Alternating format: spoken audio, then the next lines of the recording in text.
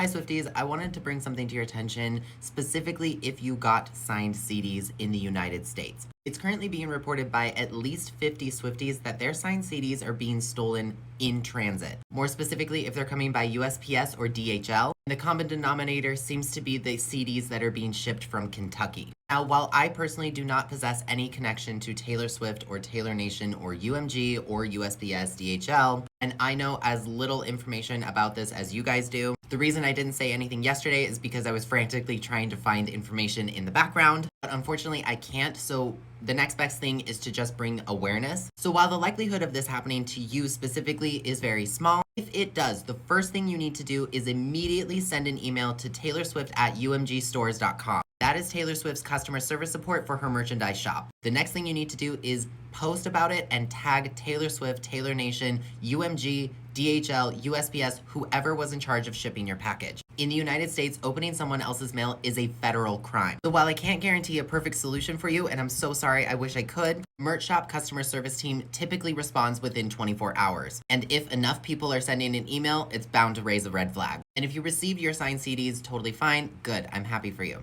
Stay safe out there. Taylor Swift recently did a whole bunch of radio interviews in the UK. I would have talked about these sooner, but she dropped an album, dropped a film, dropped a music video, dropped a whole bunch of lyric videos, and then sent us on a whole worldwide chase for over 24 hours to find another lyric video.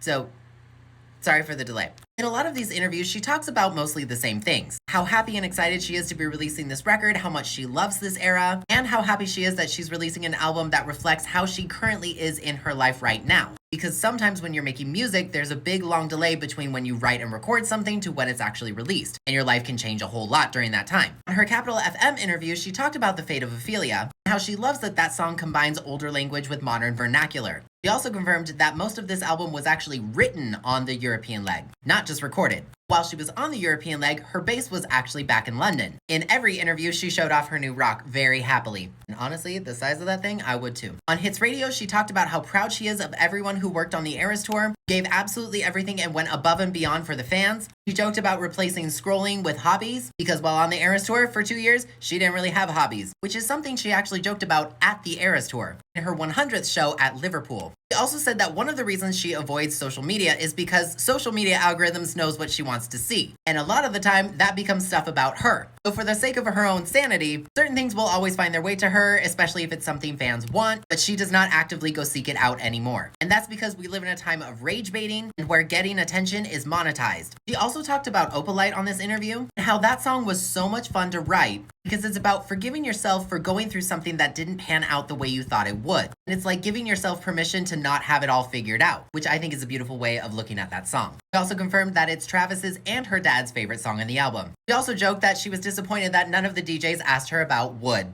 On Magic Radio, she talked about how the release party of a Showgirl is supposed to feel like secret sessions. She discussed how this album is not 1989 Part 2. While it may have similar 80s synths, she always from the very beginning was going for something short and concise, knowing all the while that perfection is not attainable. Overall, she is very proud of The Life of a Showgirl. In almost every interview, she talked about how Wishlist was the last song recorded for the album, and how after she recorded that song, she knew the album was finished. She also talked about how making The Life of a Showgirl helped creatively stimulate her mind when she had gotten to the point where she could do the Eras tour based on muscle memory, whether she was sick or sore. We respect her for that. She also talked about the lyric, "I pay the check before it kisses the mahogany grain" in Father Figure, and how that type of thing is her favorite way of writing lyrics. On Heart Radio, she joked with Emma Bunton, aka Baby Spice, about making music for the fans, how happy she was that Travis designed the engagement ring, which was created by Kendrick Lubeck, and how she showed a video of her designs to Travis about a year and a half ago, and she was so touched that he remembered.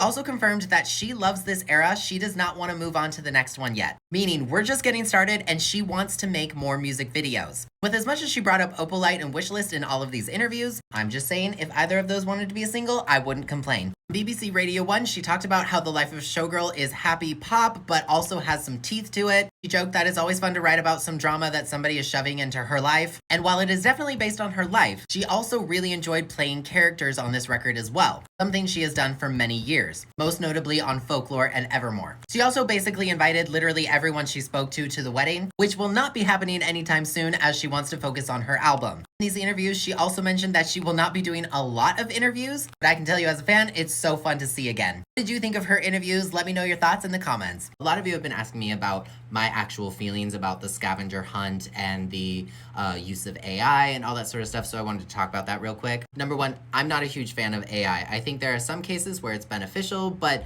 when it comes to like taking jobs away from real people, especially within the arts, I have a lot of issues. And I admit, I was going so fast that I really couldn't tell if it was AI or CGI, and when I looked at like some little mistakes, clearly it was probably generated by AI. And with as repost happy as Taylor Nation has been this rollout since the album dropped, it was very interesting to me that Taylor Nation never called attention to the scavenger hunt. As someone who's a YouTuber, I absolutely know that Google and YouTube are very pro AI, so much so that they're shoving it into like the interface of YouTube specifically, which is causing a lot of issues for both users and creators alike. And as the project unfolded, as we got more and more videos, it became very evident to me that this graphic design style is not Taylor's. It's very much someone else created a graphic that is supposed to reference her work. And so while definitely Taylor and her team have to sign off on these types of things, because I can see somebody arguing that these are her intellectual property with the Karma door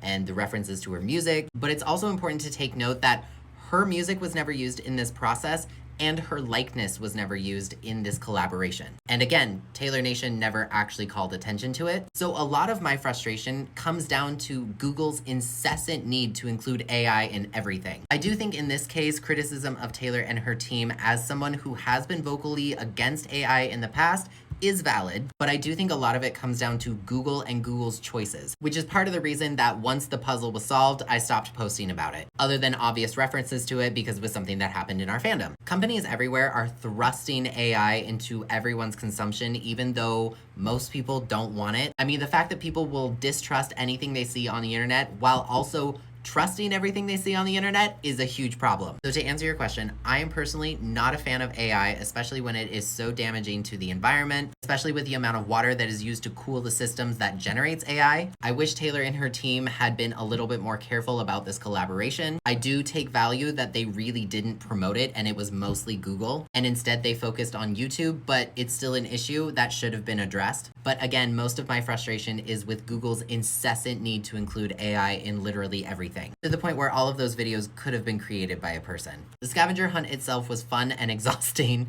but there could have been a better way to go about it. And to also make it very clear, I'm not here to hate on Taylor Swift, I'm not here to hate on her team, and I'm hoping that my comment section will not end up being just a bunch of hate against her, because a lot of stuff is going around right now. 99% of you are amazing, but sometimes the algorithm throws videos different places, you know? What do you think though? Let me know in the comments. Also, a lot of you, now that the Fate of Ophelia music video is out, are looking at this background in the Fate of Ophelia music video and the Spotify canvas for Elizabeth Taylor. So let's take a look at this. 6 RTF. 6. Ruin the friendship. 9 W, 10 C. 9 Wood, 10 C. Cancelled. So this is actually simply an Easter egg for her track list. Sometimes with Taylor Swift, I know this is crazy and not talked about as much, but sometimes an Easter egg is something we already know. So I hope that helps.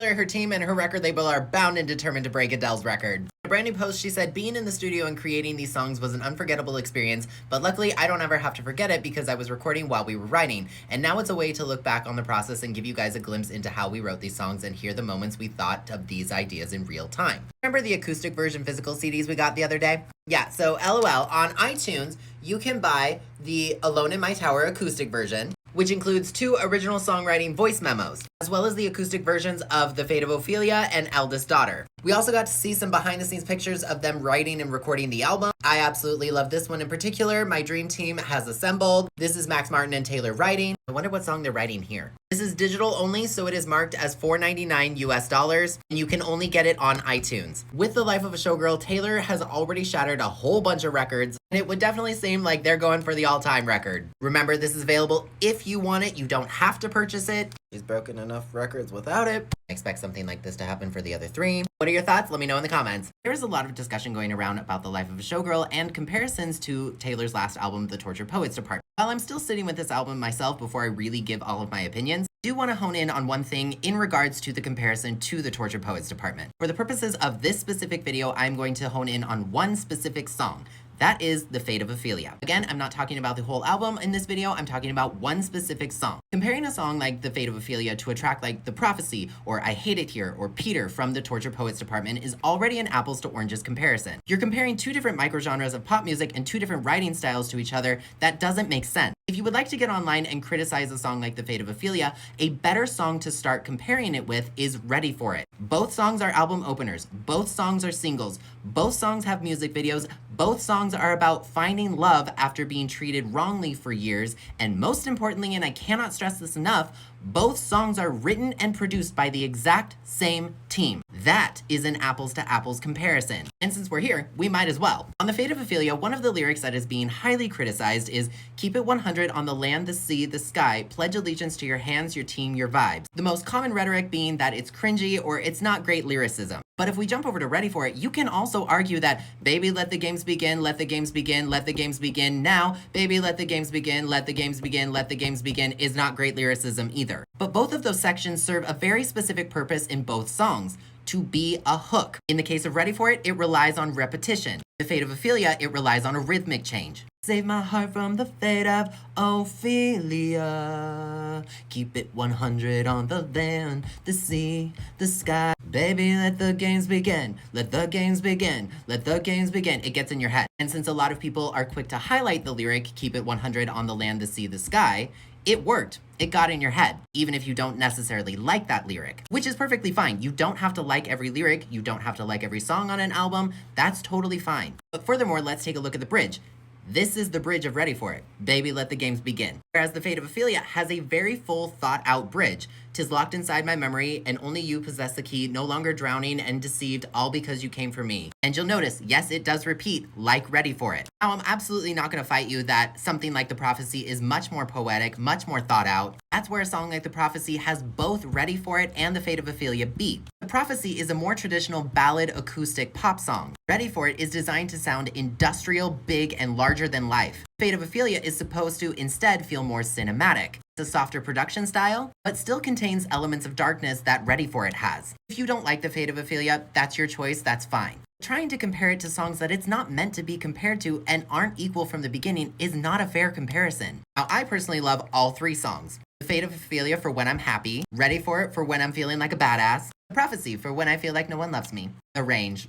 I can always tell when someone must have had a viral Taylor Swift theory somewhere on the internet because, for example, on Wishlist at the 2:48 mark, we're not hearing Marjorie, most likely. We're hearing probably a pitch shifted vocal effect, or we are hearing a manipulated instrument. That type of stuff is very common in pop production. Number two, Selena Gomez is not on this record. What you're actually hearing, believe it or not, is Taylor's vocal ability as an alto. She's very intentional with the way she pronounces and stresses certain syllables, consonants, and even whole lyrics and certain words. And yes, sometimes she can make her voice sound very different, but her deeper tone is actually quite impressive. The third thing is that I've heard that The Life of Showgirl is about Britney Spears, and as cute and as much as I love that, it's more commentary about women in music. It's general. Swift recently ran on the Norton show, her first television appearance in like approximately forever, if we don't count her showing up at football games. And she had plenty to talk about. Norton, as sweet as ever, congratulated her on her engagement, which she was proudly happy to show off her rock. We even got a zoomed in look at it. Seriously, Travis, 10 out of 10. I'm gonna make that the standard for me. Ladies, know your worth. On the interview, Taylor mentioned that everyone she's ever talked to can come to the wedding. Again, not us. And she literally invited Norton right on air, just like she's done in some of her other interviews lately. And she did confirm that she will not be doing a small wedding. No, that's too stressful. Everyone come see me get married. Norton also said that Opalite was one of his favorite songs from the album, and Taylor confirmed that it is her dad's favorite as well. And then everyone laughed about how, oh great, she's reached the dad demographic. Truly unstoppable queen. She also talked about the engagement and how while they were filming the podcast, which took about 3 or 4 hours, Travis was having the backyard transformed, including installing brand new hedges where her tour photographer hid so that he could capture the beautiful moment. She also, of course, talked about the Eras Tour and how she and her team team tried to make it a much shorter show, but just couldn't, because it had been so long since her last tour that she wanted to over-deliver on length, production, and surprises. I think we can say she accomplished that. Graham Norton also talked about the friendship bracelets, and she said that that was one of the most beautiful things ever that the fans created that she didn't market. And she said, if I had known that that was going to be what it became, I would have invested in beads. Oh my god, official Taylor Swift beads when? It was a really cute interview with all the other guests. Her showing off her hardware upgrade was hilarious. I can't wait to see more of her TV appearances happening soon. If you saw the episode, what did you think? Let me know in the comments. Swift recently went on Jimmy Fallon, and as expected, it was hilarious. Jimmy even cut his own monologue short because there was a joke running about how no one cares what he has to say. We're here for Taylor Swift. Know your audience. Taylor took the stage in the silver glittery dress for The Life of a Showgirl. And during her interview, she talked about playing up characters for each of the themes of her albums. For example, for the Torture Poets department, she highlighted the character of being a stoic, pain-filled, raw writer, whereas the character for The Life of a Showgirl is funny, feisty, flirty, and a little scandalous. We know Taylor, we heard would. Like many of her other interviews, she talked about her engagement, how happy she is that she gets to hang out with Travis Kelce forever, and how weird it was to see Travis all nervous before the podcast, even making sure all the windows had blackout curtains on them, only to come find out that he was transforming in the backyard. Jimmy and Taylor also played a couple games, first one being headlines, rumors, true or false, where Jimmy listed off a few facts and Taylor had to confirm true or false. Confirming that it was true, Ed Sheeran did learn about her engagement through Instagram. She felt really bad because he doesn't really use a phone. So when she was telling all her friends and family about her engagement, he naturally wasn't in her list of recent text messages, so she forgot. She also confirmed that it was false that she did not mention her own engagement at Selena Gomez's wedding. In a bonus section of the interview, she talked about turning down the NFL, saying that she didn't want to do it because she's in love with a player that is on that field and she is locked in. She is focused on her fiance and not getting him hurt, even though he does want her to do it. So she said no for now. Side note, but I am loving this era of her saying what is an Easter egg, what is not an Easter egg, what is true, and what is not true. It is so refreshing. They also played another game called Lasts, where Jimmy would rapid fire questions and she answered the first thing that came to her mind. The last person she texted was Selena Gomez. The last movie she watched was one battle after another. The last fall activity she did was make cinnamon rolls. She also revealed that she has a tradition for her own music. Every album cycle before the next one drops, the day before she listens to her previous body of work to say goodbye to it. Meaning just like us, the day before Showgirl came out, she was listening to the Tortured Poets department one last time. BRB, I'm crying. We also played clips of The Fate of Ophelia, Wood, and Opalite, and the entire crowd sang the chorus of Opalite. Taylor joked that people had 6 minutes to learn the lyrics, and to me, that was probably confirmation to her and her record label that Opalite should be a single. Hey, she said she wanted to make more music videos, and I will be holding her to that. She also said that Opalite specifically is how she feels right now in her life. She also said that Wood started off at an innocent place, and then, it just evolved from there. She knew she wanted that song to have a really big throwback feel. And everybody started doing the Fate of Ophelia dance. Taylor also said that the way she felt when she came up with the melody line for Save My Heart from the Fate of Ophelia is the same rush and excitement she felt when she came up with the melody for You Belong With Me. You belong with me. Most importantly, she said, it's so fun to have fun. Thank you for having fun with me. And I took that as a roundabout way of quoting me, fun is okay. So once again, I'm winning everything this era. If you saw the interview, what did you think? Let me know in the comments. Taylor recently had an interview with Zane Lowe, and it's really good. Zane actually asked her about the reaction to the album, and she had a quote that I'm gonna read to you because I think it's really, really important. It's kind of long, but bear with me. She said, I welcome the chaos. The rule of a showgirl is if it's the first week of my album release and you're either saying my name or my album title, you're helping. I have lots of respect of people's subjective opinions on art. I'm not the art police. Everyone's allowed to feel exactly how they want, and what our goal is as entertainers is to be a mirror. Oftentimes, an album is a wild way to look at yourself. What you're going through in your life is going to affect how you relate to the music I'm putting out at any given moment. I love when my fans connect with an album later, like how they were originally a fearless girly, but now they love Evermore, or they didn't really get Reputation when it came out, but now they understand it now that they've gone through some things. She goes on to say, I have an eye on legacy when I make music. I know what I made, I know I adore it, and I know, on the theme of what a showgirl is, I know that all of this is part of it. And personally, I think that's a very classy way of dealing with what people are saying, and I'm glad Zane actually asked her about it. Because Taylor basically said, you can criticize my art, that's fine, I'm not gonna stop you. But I'm actually proud of what I made, and that has value too. She also confirmed that the Fate of Ophelia music video has over 100 Easter eggs in it, and all of them point towards past art, current art, or future art. She also said that she's really happy that fans are still enjoying the whole Easter egg thing. She also did say again that this is an album she's wanted to make her entire career, in terms of always wanting to have fun in this type of way, to exhibit some mischief, to be fun and flirty. She said, I know that I am known for my sad, cathartic, and breakup songs because she loves to write about those things, but that's not where she is in her life anymore. She's very proud of the music she, Max, and Johann Shellback created, going over every note, melody, word, and consonant in the productions, and personally, I just love that for her. What did you think about this interview? Let me know in the comments. Geez, we have a new digital deluxe version of the Life of a Showgirl. I'm sorry, I can't even say it without laughing. I told y'all she was coming for that 4 million debut. Before we get into this, remember, you don't have to buy this. No one's forcing you. This is just available if you want it. Yes, it's different from this acoustic version that literally arrived on my doorstep 2 seconds before I went to film this. Surprise! Anyway, we have the deluxe dressing room rehearsal version, available only on iTunes for 24 hours, exactly like this one we got yesterday. Yes, I do imagine that over the next 2 days we will get 2 more. Bonus content on this one is Wishlist acoustic version, The Life of a Showgirl dress rehearsal version, The Fate of Ophelia songwriting voice memo, and Father Figure songwriting voice memo as well. No, these are not on Apple Music, they are just on iTunes. Yes, you do have to buy the whole album in order to get the bonus content. No, the voice memos are not on the physical CDs. I can literally show you. Taylor this week has an opportunity to have the biggest album debut sales of all time in US history, so I'm not entirely surprised she's really going for it. Don't necessarily agree with all the variants, but it is available if you want it. You gonna get this? Let me know in the comments. On the Tortured Poets department, Taylor posed the question, am I allowed to cry? And with the release of The Life of a Showgirl, I've started to wonder if a better question to ask would be, am I allowed to smile? We have a lot of reasons in the world right now to be unhappy. Genocides, political corruption, economies that no one can seem to recover from, the list goes on. It's during those dark times, though, that throughout history, we're supposed to rely on art to provide momentary escapism from the chaos. So is it really so bad to enjoy something when the loudest opinion is that you shouldn't? Just something to think about.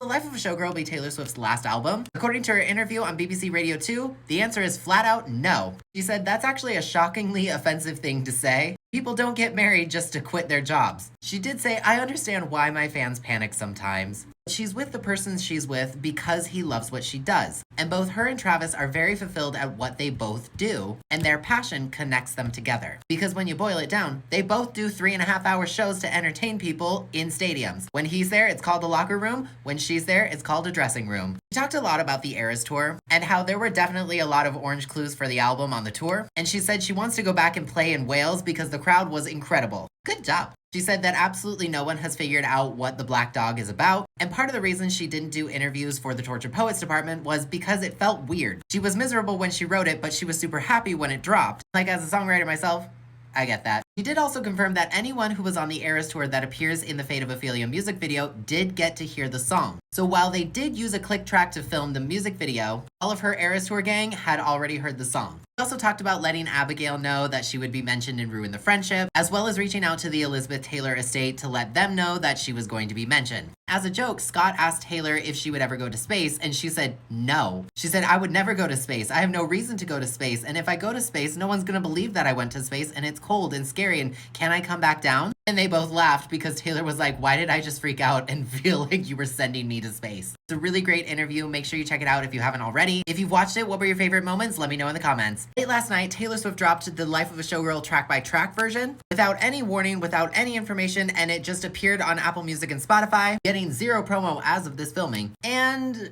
it was already available on Amazon Music. Amazon Music users already had access to the track-by-track version, in which before each track, Taylor talks a little bit about each song. And then finally, that version of the album was distributed to Spotify and Apple Music. With alternative cover art, and Apple Music users actually have access to the lyric videos for every song in both the explicit version and the clean version that we saw in theaters. Spotify doesn't really do music videos, so that makes sense why it's not on Spotify. So as it stands today, the only thing that we don't have on streaming or in some sort of digital format is all of the behind the scenes information that we saw saw in the film in theaters. The intros that play before each track on this version of the album is very similar information to what we heard at the release party of A Showgirl, but it's not the same. I know this because the intro track to Wood does not end with her saying, and things like that. But it is just as funny. Have you checked this out? What do you think? Let me know in the comments. Predicted Swifties, we have digital variant number 3. Did you really think she wasn't gonna do all 4? Are you new? Alright, so this one we have The Life of a Showgirl, The Life, Life is the Song acoustic version. Once again, it is only available on iTunes for 24 hours, and the bonus content included with this record is Opalite, Life is the Song acoustic version, and Ruin the Friendship, My Advice version, as well as 2 songwriting voice memos for Honey and Cancelled. Now, in case you haven't seen, this morning, Taylor did surpass Adele's record with 3.5 million units of the album sold, breaking a long-time record, with still even plenty of time to approach 4 million, which is actually genuinely very possible, especially with all these digital versions. And to be honest, I do actually think Taylor could do it. Of course, not everyone is going to buy these. Luckily, our fandom is pretty privy to understanding charts and breaking records and how all of that works. Like, honestly, can you imagine thinking we don't know what she's doing?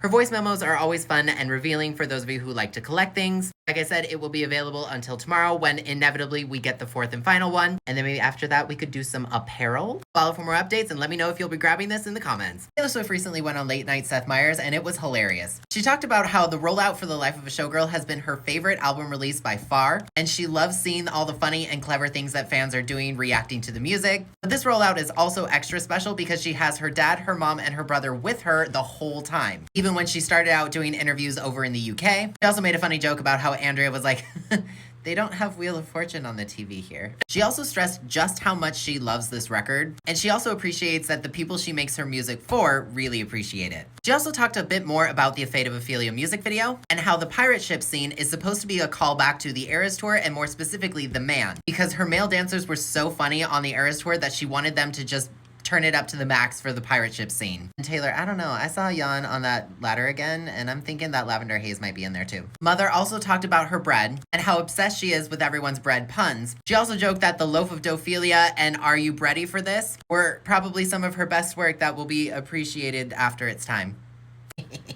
Seth suggested to her that she should make a Weird Al Yankovic parody of her own music that's just bread puns, and she looked at him and said, that's not off the table. Taylor also said that her bread appearing in the Fate of Ophelia music video was a huge moment for her, and the audience proceeded to laugh. She said, my bread has always been about taste and texture, but this was for the camera. It was a really great moment. She also had a chance to tell Taylor's version of Snakegate, the time when Zoe Kravitz's mom was staying at her house and accidentally let her pet snake loose, which Taylor did confirm is true and thought it was hilarious, calling it the chicest thing she's ever heard. It feels like a YSL ad, not a problem. She was like, I can't even be mad. It's a really funny section of the interview. If you haven't seen it, you should go watch it. But just FYI, it is not a Reputation Easter egg. Mother said in another interview that nothing from Reputation is coming anytime soon, but she loves how excited we are about it. If you don't know, Seth Meyers used to be on SNL, so they had a funny moment talking about Monologue Song and Taylor's parody of Twilight with Bill Hader. She said hosting SNL was so cool and doing that many costume changes prepared her for the Eras Tour. Speaking of which, she also told a funny story about her and Travis on the Eras Tour and how Travis loves Greta Gerwig's movie and wanted to tell her how much he loved Barbie, but ended up getting super drunk and happy in the VIP tent and told Hugh Grant's wife Anna instead of Greta herself. He thought it was so funny saying, I'm just Ken too, and pointed to Taylor. And she nodded and smiled. It was really funny. You gotta see that section too. I think this interview was super fun. Taylor looks gorgeous in this dress. If you saw the interview, what were your favorite moments? Let me know in the comments and follow for more updates.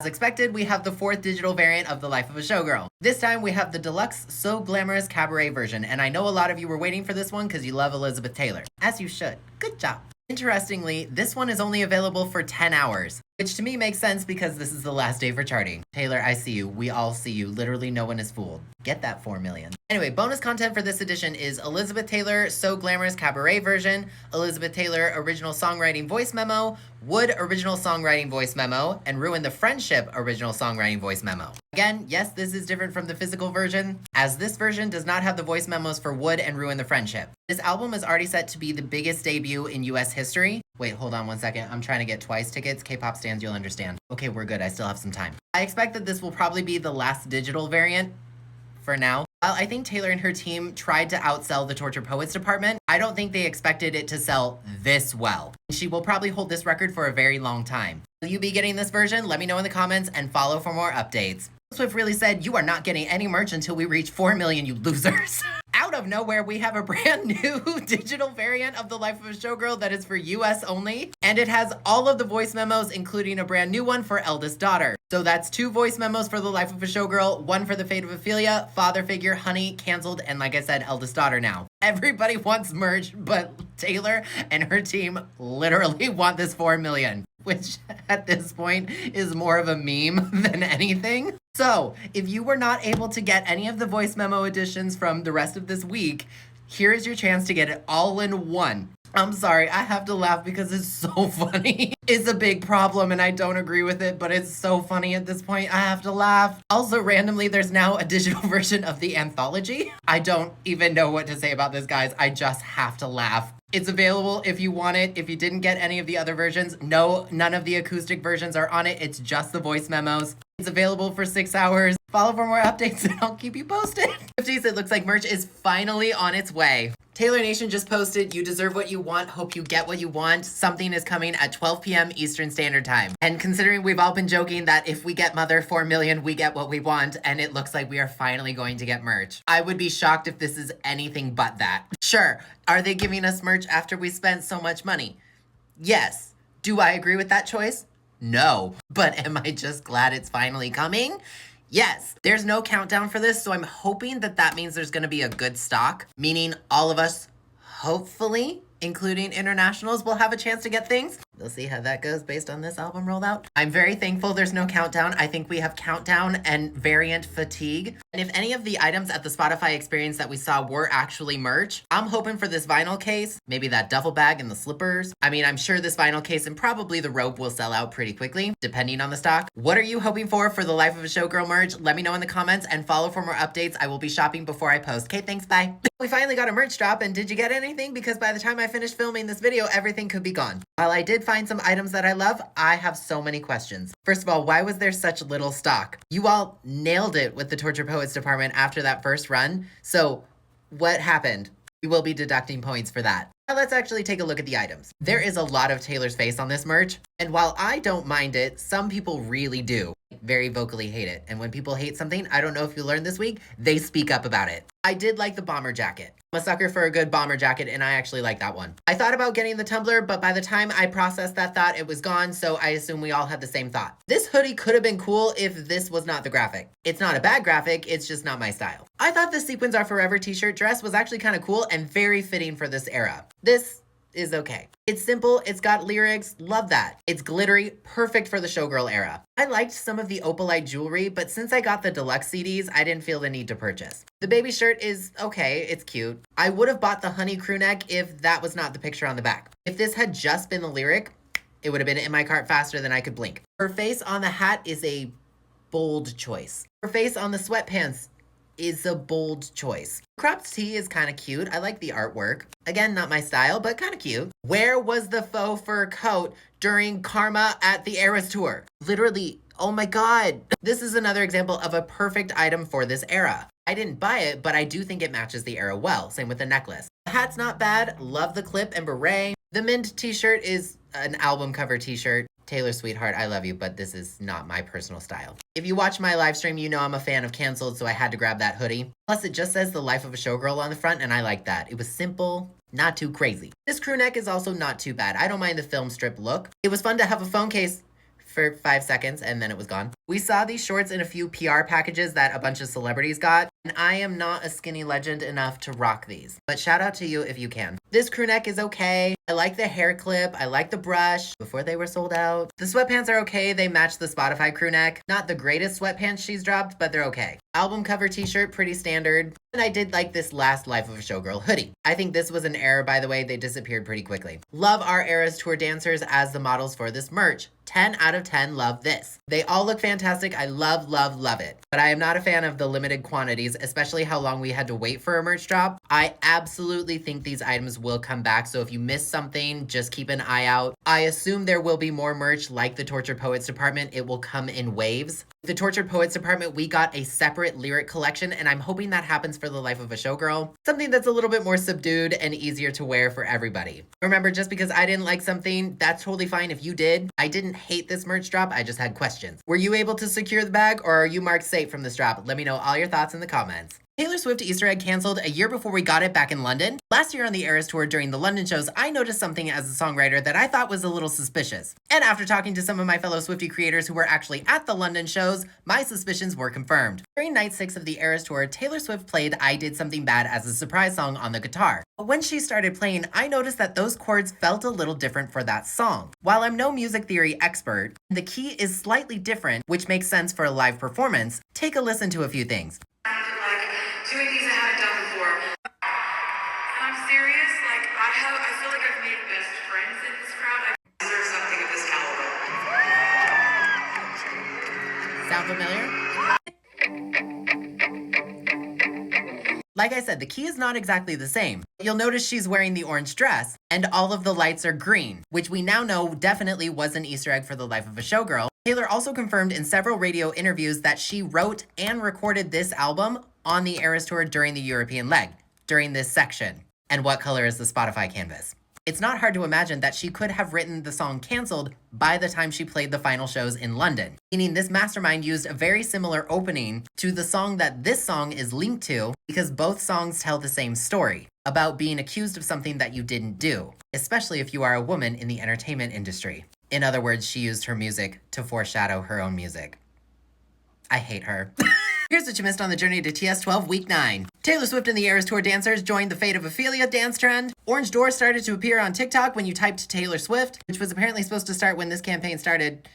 But, you know, better late than never. And on Monday, we got the Deluxe Alone in My Tower acoustic version of The Life of a Showgirl, which was available only on iTunes in the US for 24 hours. That included some bonus tracks. And with it, we got a whole bunch of new pictures of Taylor, Max Martin, and Shellback working on the album. This picture also immediately prompted a brand new meme, dubbed My Two Personalities. And Swifties just replaced Max and Shellback with their favorite albums. Taylor Swift also revealed to Billboard that her mom, Andrea, thinks that wood is about superstitions. And it's a good thing she's right. Because honestly, what else would it be about? Taylor took the stage in the silvery glitter dress for The Life of a Showgirl on the Jimmy Fallon show. And on the show, they got to play 2 different games. One was Headlines, where she revealed that Ed Sheeran did in fact learn about her engagement via Instagram. He doesn't have a phone, so when you think about it, that's on him. She also revealed a tradition she has for every album cycle, where the night before a new album comes out, she listens to the other one in its entirety in order to say goodbye to it. And yes, I'm still crying about that. Jimmy also played 3 different songs from the album, and when Opalite came on, the entire crowd was singing it. And she was like, you all had 6 minutes to learn that song. Mother was quite impressed with you. Good job. She also revealed that she turned down the NFL and doing the Super Bowl because she is locked in when Travis Kelce is playing, though he does want her to do it. 2026? Taylor then took the stage to talk to Zane Lowe in a mysterious number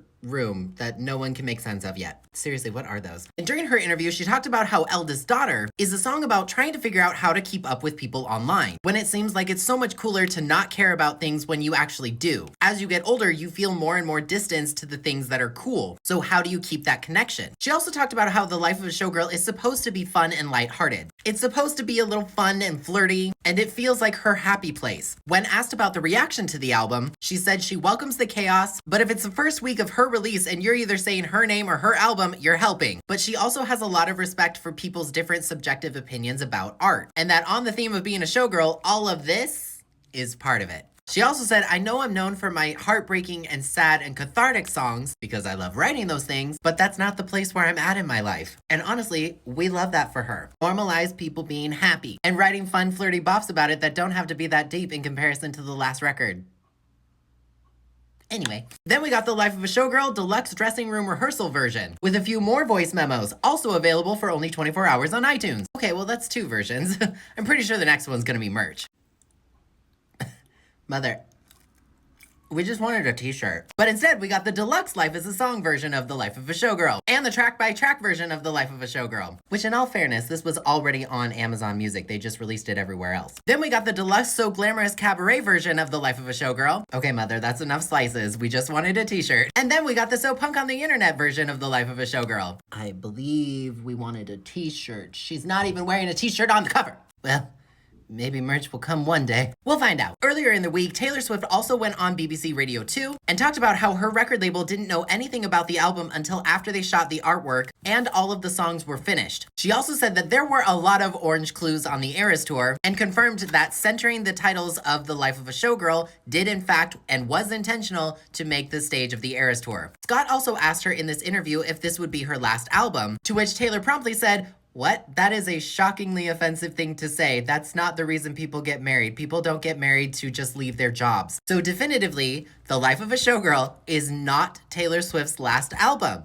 The argument and discussion is over. Mother said so. She did say she thought it was cute and understood why some fans get worried. She also confirmed that she will not be going to space. The Fate of Ophelia became the fastest song to surpass 100 million streams in Spotify history, doing so in under 5 days. The Life of a Showgirl also surpassed 3.5 million in sales, beating out Adele's record with 25. Let me make it very clear, we both love and support both artists in this house. Taylor Nation also let us know that on Pinterest, you can download some special Life of a Showgirl wallpapers for your phone. Did anybody do that? Let me know in the comments. They also hosted a streaming party on Station Head for The Life of a Showgirl. Taylor then took the stage in the black flower dress for The Life of a Showgirl on Late Night with Seth Meyers. And during her interview, she talked about how this album release has been her favorite by far, because for the entire week, she's had her mom, her dad, and her brother with her the entire time. She also confirmed how much she loves this album and how much the people that she makes her art for care just as much. She confirmed that the pirate ship scene in The Fate of Ophelia is actually a callback to The Man on the Eras tour, because she wanted all of her male dancers to be just as funny in the Fate of Ophelia music video as they were on tour. There was also a funny moment where they were both reminiscing about Taylor hosting SNL, and we got a shout out to Monologue Song and her sketch with Bill Hader, which was a parody of Twilight. She also told a funny story about Travis getting mixed up at the Eras tour, getting a little too drunk and confusing Hugh Grant's wife Anna with Greta Gerwig, which gave us this new reaction meme, and I will be using it. The Fate of Ophelia got 128.9 million streams in its first week, earning itself the biggest week of all time in Spotify history, breaking Miley Cyrus's record for Flowers. The Life of a Showgirl was certified platinum in the UK, and then Taylor Nation said, "You deserve what you want, hope you get what you want, 1 hour." And we finally got merch! And basically all of it sold out in minutes.